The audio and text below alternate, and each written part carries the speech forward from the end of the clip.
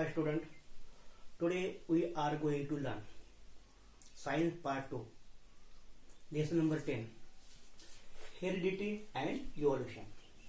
Okay, before starting the lecture, before starting the chapter, we are going to take information about what is DNA and what is RNA. Okay, suppose I have drawn a structure of simple cell. Okay, ही एक मी simple सेलची diagram काढलेली आहे. The cell is made from 3 important component. Cell ही महत्वाच्या 3 component पासून बनलेली असते. Number 1 त्याला न्यूक्लियस म्हणू आपण, नंबर 2 त्याला सायटोप्लाझम म्हणू आपण, नंबर 3 तर त्याला म्हणायचं plasma membrane. Nucleus means what? हा जो पार्ट आहे आपल्या सेलच्या आतमध्ये सापडतो. Okay, it is the centre of the cell, म्हणून त्याला म्हणायचं न्यूक्लियस. या न्यूक्लियसच्या आतमध्ये कोण असतात? या ठिकाणी पाहू आपण. या न्यूक्लियसच्या आतमध्ये कोण असतात? डीएनए आणि आरएनए असतात. DNA means what? Deoxyribose nucleic acid आणि RNA means what? Ribonucleic acid. Okay, न्यूक्लियसच्या आतमध्ये डीएनए आणि आरएनए असतात हे आपल्याला कळलं. त्यांना न्यूक्लिक ऍसिड देखील म्हणतात. कोणाला? DNA and RNA are called nucleic acid because DNA and RNA यांच्यामध्ये न्यूक्लिक ऍसिडचे गुणधर्म सापडतात, न्यूक्लिक ऍसिडचे कॅरेक्टर सापडतात, म्हणून त्यांना न्यूक्लिक ऍसिड म्हणतात. न्यूक्लिक ऍसिड म्हणजे कोण? DNA आणि RNA. ते कुठे सापडतात? न्यूक्लियसच्या आतमध्ये सापडतात. हे लक्ष द्या. या न्यूक्लियस मध्ये DNA आणि RNA असतात. ओके, त्यानंतर हा कळीचा जो पार्ट आहे सायटोप्लाझम, या सायटोप्लाझम मध्ये फक्त कोण सापडतं? आरएनए सापडतात. म्हणजे काय कळलं तुम्हाला? डीएनए फक्त हे न्यूक्लियस मध्ये सापडतात, but RNA present in nucleus as well as cytoplasm. म्हणजे आरएनए सायटोप्लाझम मध्ये पण असतो आणि न्यूक्लियस मध्ये पण असतो. ओके, आणि ह्या न्यूक्लियसच्या कडेने जो मॅट्रिक्स असतो त्याला म्हणतात सायटोप्लाझम. सायटोप्लाझम हा कशापासून बनलेला असतो? Different types of enzyme, coenzyme, hormones, protein, amino acid, endoplasmic reticulum, Golgi bodies, हे सर्व वेगवेगळ्या प्रकारचे different types of compound element और ग्रॅन्युल्स आहेत. त्या सर्वांचं कॉम्बिनेशन, शुगर, प्रोटीन असे सारखे भरपूर एलिमेंट, या सर्वांचं कॉम्बिनेशन होऊन कोण तयार झालंय? सायटोप्लाझम. आणि या सायटोप्लाझम अलॉंग विथ न्यूक्लियस या दोघांचं प्रोटेक्शन करण्यासाठी त्यांच्याकडे एक कवरिंग असतं. त्या कवरिंगला काय म्हणतात? प्लाझ्मा मेम्ब्रेन म्हणतात. हे कळलं तुम्हाला? आपण हे पाहिजे आपल्याला. न्यूक्लियस म्हणजे मीन्स व्हॉट? डीएनए आणि आरएनए. आपण आरएनए बद्दल पाहूया. ओके, हे जे आरएनएचं जे काय स्ट्रक्चर आहे, हे स्ट्रक्चर. ओके, या डीएनएचं हे जे स्ट्रक्चर आहे याचा शोध किंवा the structure of DNA discovered by Watson and Crick in 1953. म्हणजे डीएनएचं स्ट्रक्चर हे याच्या फॉर्म मध्ये असतो. याचं थेरी किंवा याचं डिस्कवरी कोणी केली? वॉटसन अँड क्रिकने केली. Okay, DNA is a made from 2 thread और 2 चेन. डीएनए हा कोणापासून बनलाय? 2 चेन. काय म्हणायचं? डीएनए हा 2 चेन पासून बनलेला आहे. पहा, ही एक चेन म्हणून, ओके, आणि ही दुसरी चेन म्हणून, अशा 2 चेन असतात. Okay, DNA is a double हेलिक.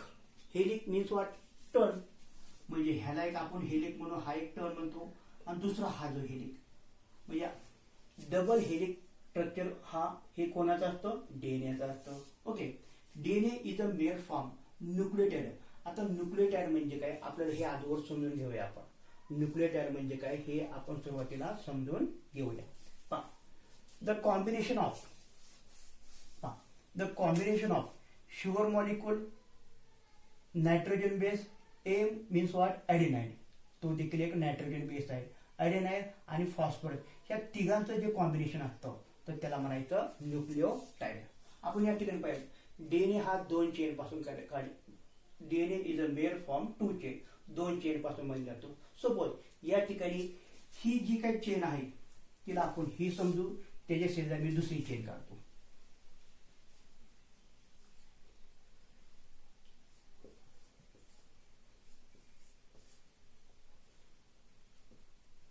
A pair with T,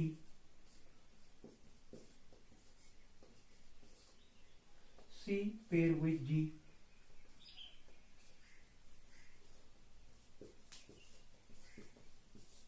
या ठिकाणी आपण पाहूया. हा, DNA is a main form nucleotide. Nucleotide म्हणजे काय? It is a combination of 3 element. 3 एलिमेंटचं तो कॉम्बिनेशन आहे. ओके, पहिला sugar molecule, nitrogen base and phosphorus, त्याला म्हणायचं न्यूक्लियोटाइड. ओके, सोबत हे डीएनए स्ट्रक्चर आहे. या डीएनए मध्ये किती प्रकारचे नायट्रोजन बेस असतात? N base. Nitrogen base what? N base. किती प्रकारचे नायट्रोजन बेस आहे या ठिकाणी आपल्याला माहिती आहे. ॲडेनाइन हा कॅपिटल ए, गुआनाइन म्हणजे काय? Capital G. Cytosine means what? C. आणि थायमाइन मीन्स व्हॉट? टी. म्हणजे डीएनए मध्ये किती प्रकारचे नायट्रोजन बेस असतात? किती? 4 प्रकारचे असतात. ओके, आता या ठिकाणी पहा, डीएनएची ही चेन, ती चेन म्हणजे आपण हिला कन्सिडर करू. डीएनएची ही दुसरी चेन आहे, ही दुसरी चेन म्हणजे ही चेन आपण कन्सिडर करू. या ठिकाणी डीएनए हा 2 चेन पासून बनलेला असतो. ही पहिली चेन, ही दुसरी चेन. ह्या दोन्ही चेन एकमेकांना कशा असतात? अँटी पॅरलल असतात किंवा it is a double helix structure.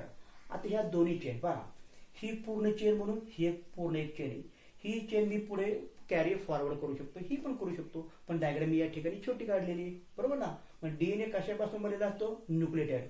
हा एक न्यूक्लियोटाइड आहे, हा एक न्यूक्लियोटाइड, हा एक न्यूक्लियोटाइड, हा पण न्यूक्लियोटाइड, हा पण न्यूक्लियोटाइड आणि हा पण न्यूक्लियोटाइड. ओके, ह्या दोन्ही चेन एकमेकांना कनेक्टेड आहे.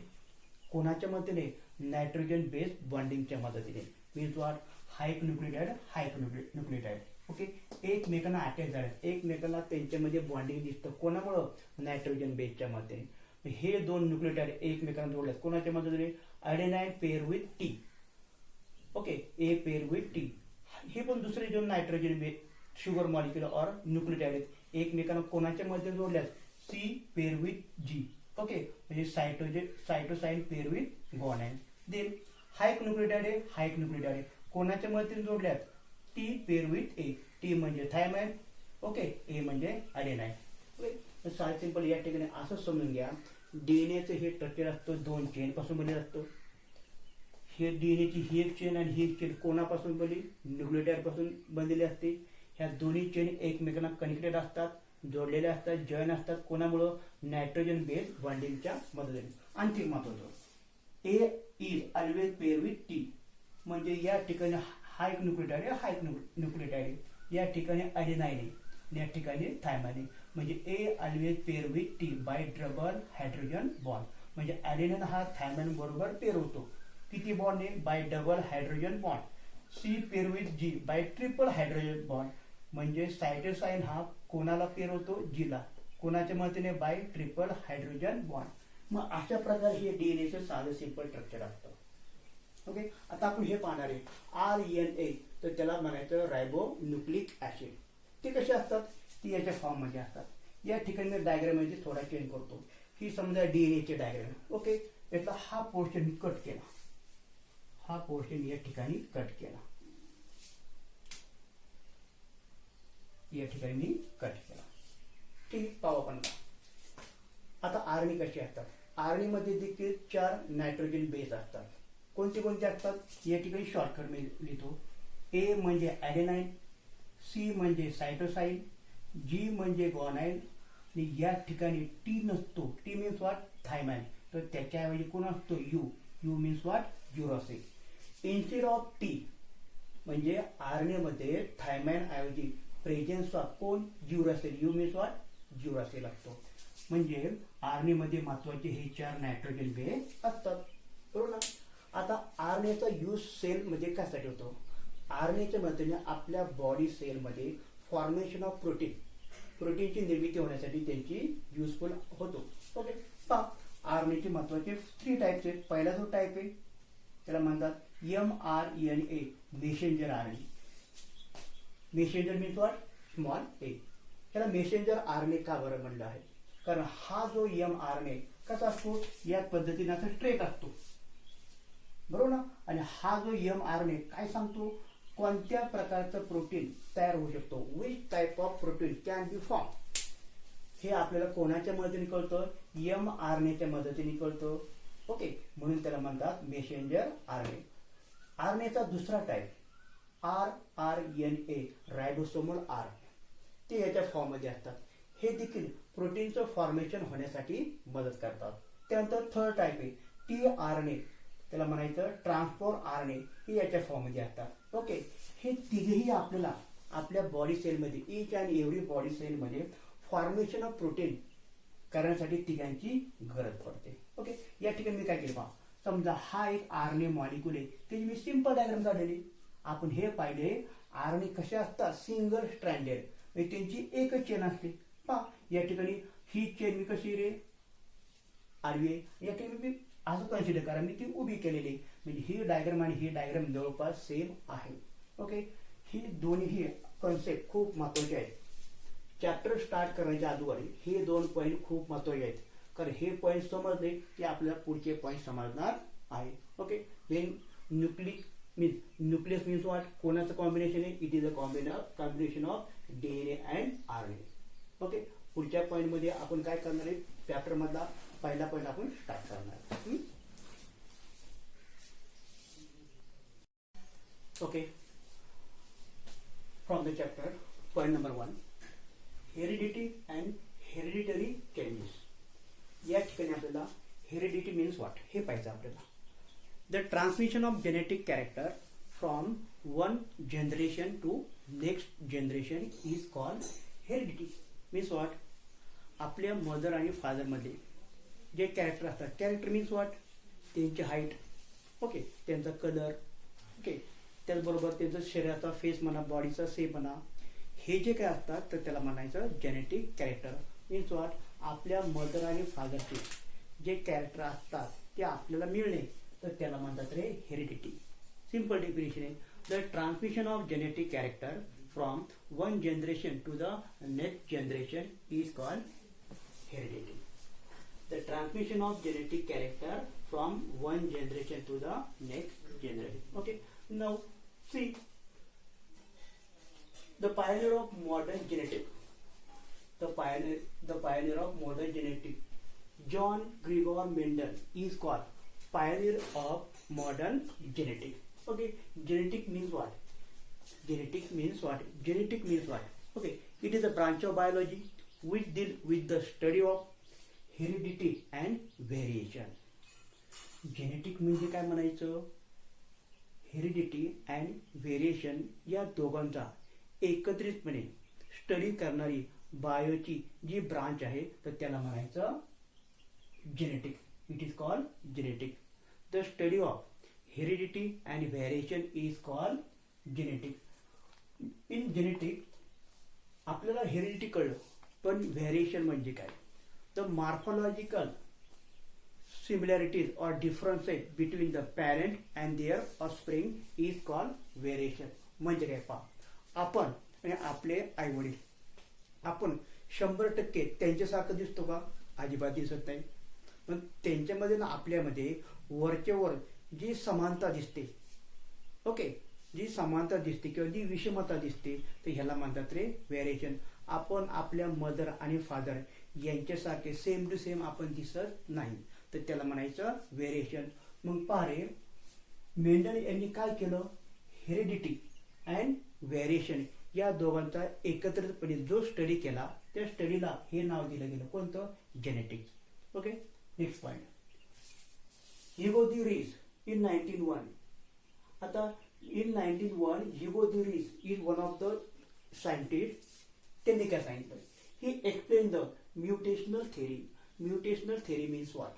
Okay, from one generation to next generation. म्हणजे एका पिढीमध्ये असलेले जेनेटिक कॅरेक्टर पुढच्या पिढीमध्ये ट्रान्सफर होत असतात. ते होत असताना आपल्या gene means what, DNA. Okay, genes means what, DNA. तर डीएनए मध्ये चेंजेस होत असतात. एक एक्झाम्पल तुम्हाला मी सांगतोय. In the earlier period we were the primate. Primate means what, माकड. म्हणजे सुरुवातीच्या काही काळामध्ये आपण काय होतो, मंकी होतो. पण आता कोणी आपण रे, ह्युमन. हे कशामुळे पॉसिबल झालं, चेंज इन द जीन, किंवा त्याला म्हणून आपण करे mutational change, mutational theory.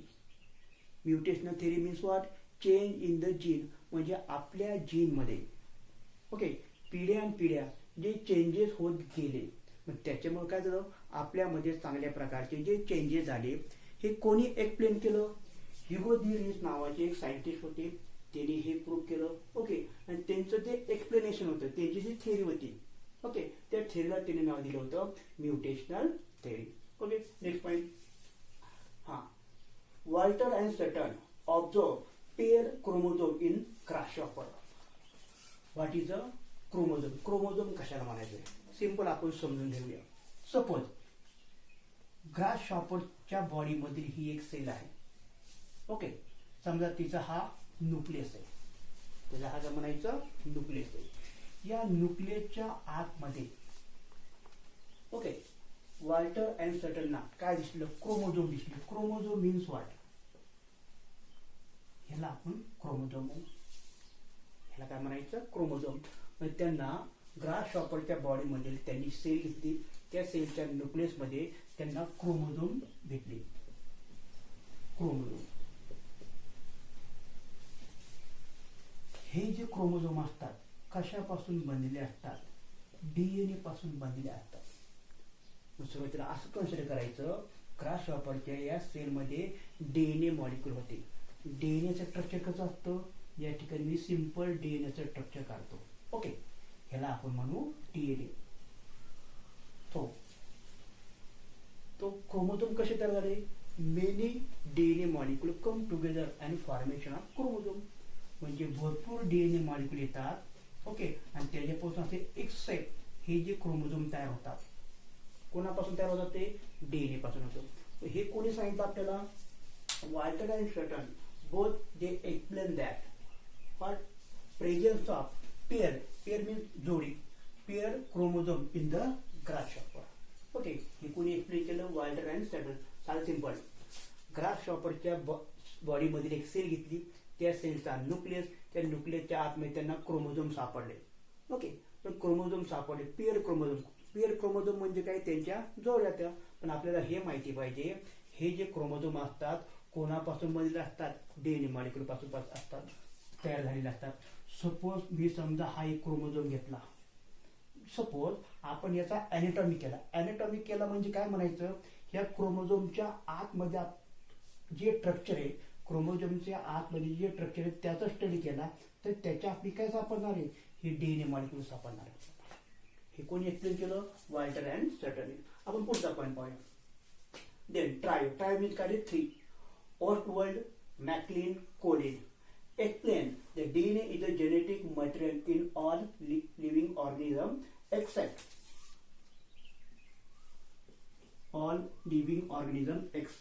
virus. Means what?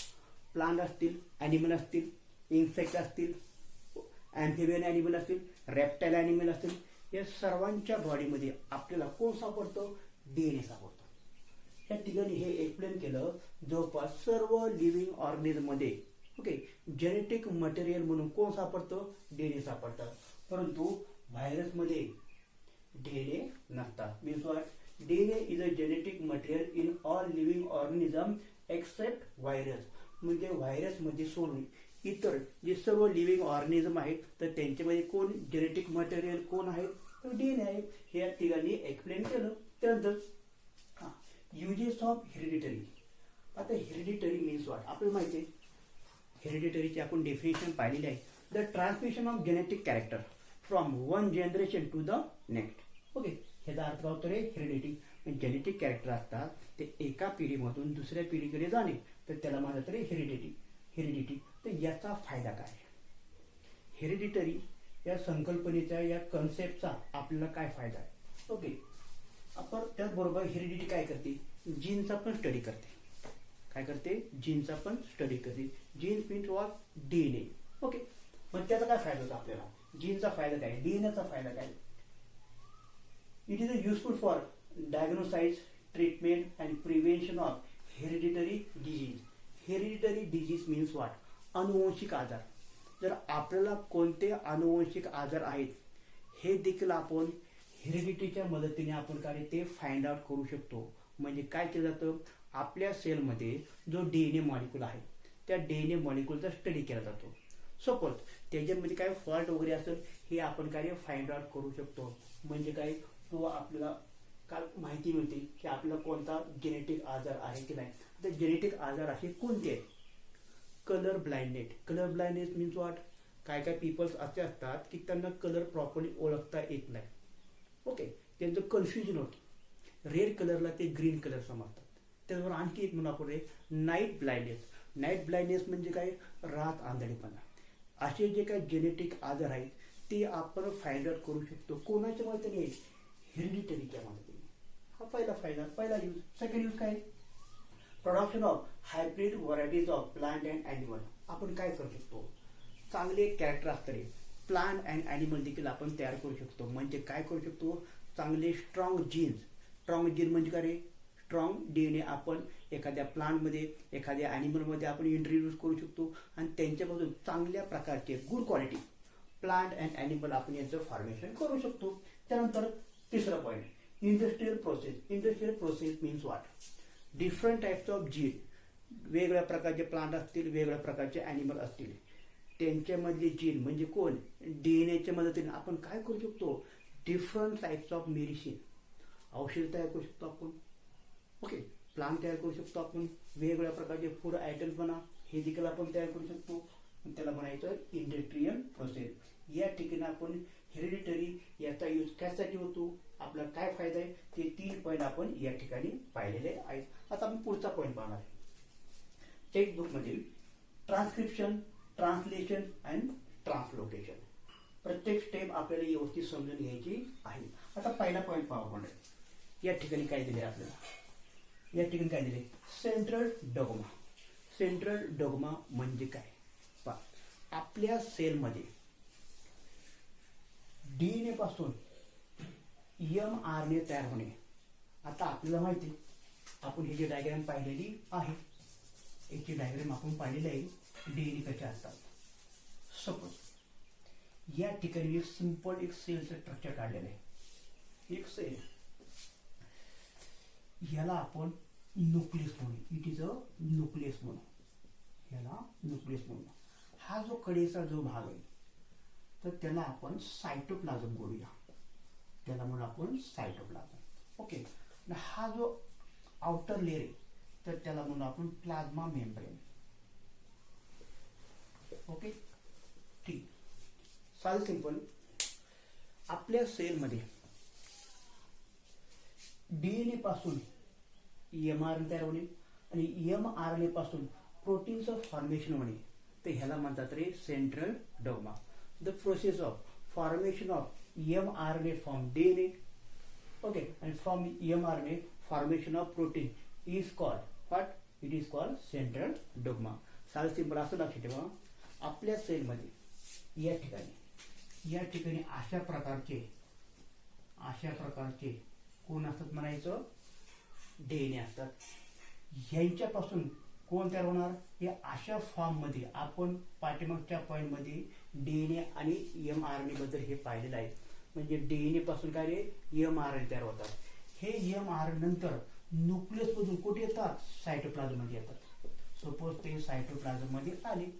एकदा ते सायटोप्लाझम मध्ये आले, ह्यांच्या मदतीने प्रोटीनचं फॉर्मेशन होतं, ते ह्याला म्हणतात रे सेंट्रल डोग्मा. ठीक आहे, आपण पुढचा पॉईंट पाहूया. ट्रान्सक्रिप्शन म्हणजे काय? आता आपण या ठिकाणी ते एक्सप्लेन केलेलं आहे. या ठिकाणी पहा, formation of mRNA from the DNA. आता पाहिलं आपण, समजा हा न्यूक्लियस आहे, न्यूक्लियसच्या आतमध्ये हा DNA आणि या DNA पासून कोण तयार झालं? mRNA तयार झाला. कोण तयार झाला? mRNA तयार झाला आणि formation of mRNA take place. That is called transcription. ठीक आहे. त्यानंतर पहा आपण ट्रान्सलेशन कशाला म्हणायचं? ज्यावेळी न्यूक्लियस मध्ये तयार झालेला कोण? mRNA ज्यावेळी तो सायटोप्लाझम मध्ये येतो, सायटोप्लाझम मध्ये आल्यानंतर याच्यामध्ये प्रोटीनचं जे फॉर्मेशन होतं त्या फॉर्मेशनला काय म्हणतात? ट्रान्सलेशन म्हणतात. Formation of protein from the mRNA is called translation. Okay. आणि ट्रिपलेट कॉडन. आता ट्रिपलेट कॉडन म्हणजे काय? आता आपण ते समजून घ्या. या ठिकाणी डीएनएच्या मदतीने कोण तयार झाला? mRNA. ओके, तो mRNA कुठे आला? सायटोप्लाझम मध्ये आला. सायटोप्लाझम मध्ये आल्यानंतर आपल्याला माहिती आहे इथं या हे म्हणू. ओके, या ठिकाणी समजा ए असेल, सी अँड जी. हा एक न्यूक्लियोटाइड आहे. हा कोणाचं कॉम्बिनेशन आहे? Sugar molecule, phosphorus and nitrogen base. हा पण एक ठिकाणी हा कोण आहे? न्यूक्लियोटाइड आहे. इथं शुगर मॉलिक्यूल आहे, फॉस्फरिक मॉलिक्यूल आहे, या ठिकाणी कोण आहे? C means what? सायटोसाईन. हा नायट्रोजन बेस आहे. इथे पण एक कोण आहे? न्यूक्लियोटाइड आहे. Okay, sugar molecule, phosphorus molecule and nitrogen base आहे. या ठिकाणी ह्या तिघांचं जे कॉम्बिनेशन असतं, a pair of three nucleotide is called triplet. किती? 1 2 3. म्हणजे mRNA ची जी चेन असते त्या चेन वरती 3 न्यूक्लियोटाइड असतात. ही 3 न्यूक्लियोटाइडची एक पेअर असते. त्या पेअरला काय म्हणतात रे? Triplet codon. सपोज आणखी या ठिकाणी आपण ह्याला पण ट्रिपलेट कोडॉन म्हणू शकतो. आपण काय म्हणू शकतो? ह्याला पण ट्रिपलेट कोडॉन म्हणू शकतो. आणखी आपण हे पुढे एक्सटेंड करू शकतो. ह्याला पण आपण काय म्हणू शकतो? ट्रिपलेट म्हणू शकतो, और ट्रिपलेट कोडॉन. ओके, ठीक. Let me talk. आता translocation. Next point is translocation. पुन्हा एकदा मी हा पॉइंट तुम्हाला व्यवस्थित एक्सप्लेन करतो. ओके, प्रॉपरली नीट लक्ष द्या. पहा,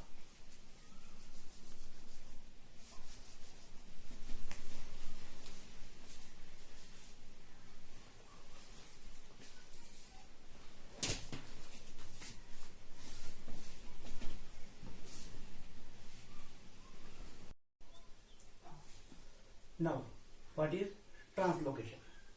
ट्रान्सलोकेशन समजून घेण्यासाठी आपण how the formation of protein take place हा पॉइंट मी नीट पुन्हा तुम्हाला एक्सप्लेन करतो. Suppose this is a cell. ही एक पूर्ण एक सेल आहे. त्या सेलच्या आतमध्ये न्यूक्लियस, ह्याला आपण न्यूक्लियस म्हणू. हा जो पूर्ण पोर्शन आहे तर ह्याला आपण काय म्हणू? सायटोप्लाझम म्हणू. आणि हा पूर्ण प्रकार हा ह्याला काय म्हणू आपण रे? Plasma membrane. आता आपल्याला माहिती आहे इन द न्यूक्लियस, न्यूक्लियसच्या आतमध्ये हे असे डीएनए असतात. हे काय असतात? डीएनए असतात. ओके, आता प्रोटीनचं फॉर्मेशन होण्यासाठी कोणत्या कोणत्या महत्वाच्या कन्सेप्ट येतात? पहिली concept transcription, translation and translocation. आता ट्रान्सक्रिप्शन म्हणजे काय? सपोज हा डीएनए मॉलिक्यूल आहे. ओके, हा काय? डीएनए मॉलिक्यूल आहे. त्याच्यामध्ये चेंजेस होतो. चेंजेस होतो म्हणजे काय? नीट लक्ष द्या. ठीक, हा डीएनए मॉलिक्यूल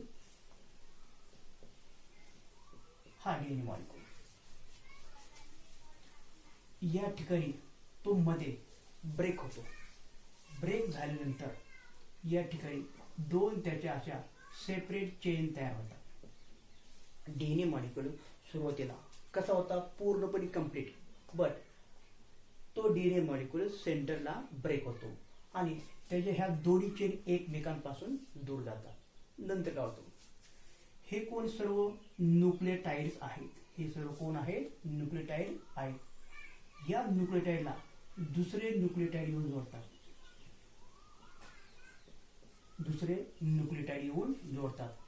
हे न्यूक्लियोटाइड जोडून, ओके, हे न्यूक्लियोटाइड सर्व जोडून एक चेन तयार होते. आपल्याला न्यूक्लियोटाइड मीन्स माहिती आहे. भरपूर न्यूक्लियोटाइड एकत्र येतात आणि एक चेन तयार होते. एक्झॅक्टली ते काय होतं? आपल्या या न्यूक्लियस मध्ये जोडलं येतं. पुन्हा एकदा सांगते बघा, हा न्यूक्लियस आहे. न्यूक्लियसच्या आतमध्ये सुरुवातीला कोण होते? डीएनए मॉलिक्यूल होते. डीएनए मॉलिक्यूल इथं आपल्याला पूर्णपणे डीएनए व्यवस्थित आहे या ठिकाणी आहे. परंतु सेंटरला डीएनएच्या दोन चेन असतात, एकमेकांपासून दूर जातात. म्हणजे त्यांच्यामध्ये ब्रेक होतो. ब्रेक झाला, ही चेन सेपरेट, या ठिकाणी ती सेपरेट होते. नंतर या ठिकाणी कोण असतं? या ठिकाणी हे कोण येत रे? न्यूक्लियोटाइड आहे. हे कोणी? सर्व न्यूक्लियोटाइड आहेत. मग या न्यूक्लियोटाइडला कोण येऊन अटॅच होतो? दुसरे न्यूक्लियोटाइड येऊन अटॅच होतात. आणि ते न्यूक्लियोटाइड कुठे असतात? या न्यूक्लियस मध्ये असतात. या ठिकाणी हा एक नवीन एक चेन तयार होते.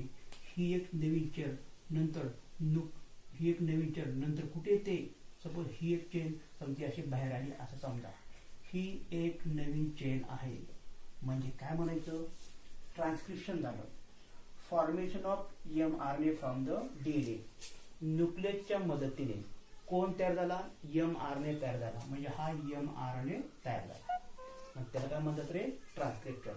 ओके, आता पुढचा प्रॉब्लेम काय बाबा, ट्रान्सलेशन, म्हणजे हा जो mRNA, सपोज आपण त्याचं सेट चेंज करू, सपोज तो असा घेतला, हा कोणी म्हणायचं, mRNA आहे, कोणाच्या मदतीने तयार झाला, तो डीएनएच्या मदतीने तयार झाला. ओके, हा तो mRNA. नंतर हा जो डीएनए मॉलिक्यूल असतो, पुन्हा तो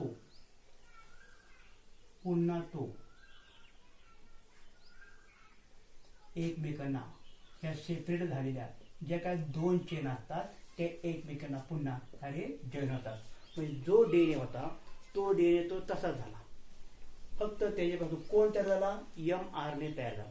तर ह्याला काय म्हणतात रे, transcription. The formation of mRNA from the DNA in the nucleus, it is called transcription. आता आपण हे पाहिजे ट्रान्सलेशन म्हणजे काय. सपोज हा जो पूर्ण एरिया आहे याला आपण काय बोलतो, सायटोप्लाझम. ओके, या सायटोप्लाझम मध्ये आपला हा तिघांचं कॉम्बिनेशन, हे कोण आहे, 3 न्यूक्लियोटाइड आहेत. या 3 न्यूक्लियोटाइडचं जे कॉम्बिनेशन असतं त्याला आपण काय बोलतो, ट्रिपलेट. त्याला काय नाव दिलं आपण, ट्रिपलेट कोडॉन. हे कोण झाले म्हणायचं, ट्रिपलेट कोडॉन झाले. ओके, काय होतं पहा, सायटोप्लाझम मध्ये, या सायटोप्लाझम मध्ये रायबोसोम मॉलिक्यूल असतात. सपोज एक छोटा रायबोसोम आणि एक मोठा रायबोसोम या ठिकाणी असे येतात, या ठिकाणी ते येतात. ओके, ह्याला म्हणायचं रायबोसोम मॉलिक्यूल, याला म्हणायचं रायबोसोम. हे झाले रायबोसोम, छोटा आणि मोठा असे रायबोसोमचे 2 सब युनिट येतात आणि ते कोणाला अटॅच होतात, या ट्रिपलेटला. नंतर ह्या सायटोप्लाझम मध्ये कोण असतात रे, टीआरएनए असतात. सपोज मी त्यांची ही टीआरएनए काढला, हा जो टीआरएनए त्यांना कोण अटॅच असतं, mRNA. ठीक, आता एक काम करू, हे जे काय टीआरएनए येतात सायटोप्लाझम मध्ये असतात, ते काय होतात, ही जी काही mRNA ची जी चेन आहे ह्याला म्हणून आपण mRNA, ही जी काही चेन आहे, हे टीआरएनए सायटोप्लाझम मध्ये मूव्ह होत ते या ठिकाणी येतात. सपोज हा टीआरएनए या ठिकाणी तो आला. ओके, त्याचं पेरू कोणा बरोबर, हा टीआरएनए, त्याचा हा न्यूक्लियोटाइड, हा न्यूक्लियोटाइड, हा न्यूक्लियोटाइड, ह्या तिघांच्या म्हणजे कोणाचं, हे हा एक न्यूक्लियोटाइड, हा एक न्यूक्लियोटाइड, हा एक न्यूक्लियोटाइड, ह्यांचे जे काही न्यूक्लियोटाइड असतात त्यांचं पेरिंग कोणाबरोबर होतं, mRNA वरती हे जे काय 3 कोण येत रे, कोडॉन आहेत, त्यांच्याबरोबर पेरिंग होतो. म्हणजे या ठिकाणी असं कन्सिडर करायचं, 2 रायबोसोम मॉलिक्यूल, टीआरएनए हे ट्रिपलेट, या तिघांचं कॉम्बिनेशन